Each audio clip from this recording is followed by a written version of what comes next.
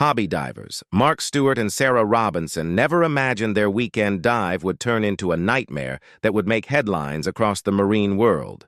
The two were exploring a remote volcanic ridge, a place few dared to venture, where the seafloor shimmered with hydrothermal vents and the water pulsed with strange warmth. As they drifted deeper, Sarah's light caught something unusual tucked between jagged, steaming rocks, dozens of dark, leathery pouches each the size of a football. They weren't coral, and they definitely weren't any kind of known egg casing. The texture looked alive, veined, faintly pulsing, as though something inside was moving. "Mark, are you seeing this?"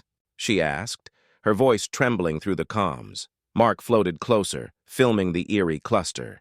"Yeah, they look organic." The pair hovered in silence, mesmerized by the sight. The eggs were positioned in a perfect semicircle near a vent, where heat and minerals swirled upward like smoke.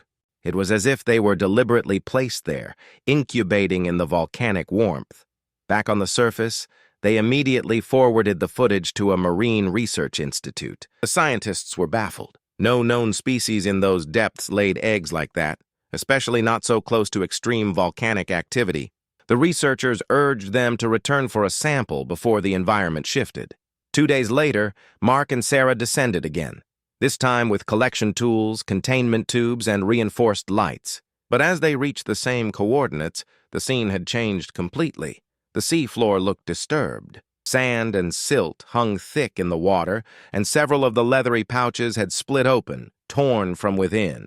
Others twitched, as though something inside was still struggling to break free. A sudden vibration rippled through the water, low and deep, almost like a growl. Their instruments flickered. Sarah's hand shook as she tried to seal one of the empty shells inside a specimen tube.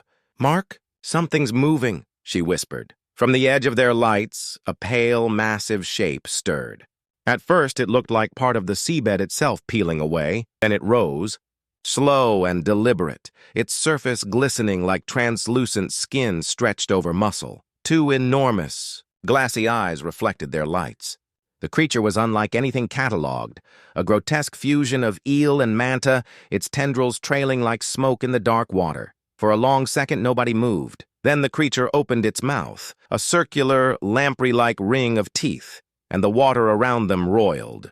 Mark's camera captured one final shot, Sarah's wide eyes as the shadow lunged. The feed cut to static. Hours later, the research station received a fragment of their transmission, just a single frame of the dark shape moving through the vents. No one has seen Mark or Sarah since. And yet, in the following weeks, deep-sea sensors near the same volcanic ridge began recording new sounds. Slow, rhythmic pulses echoing through the blackness, like the heartbeat of something vast and alive. Like and subscribe for more amazing stories.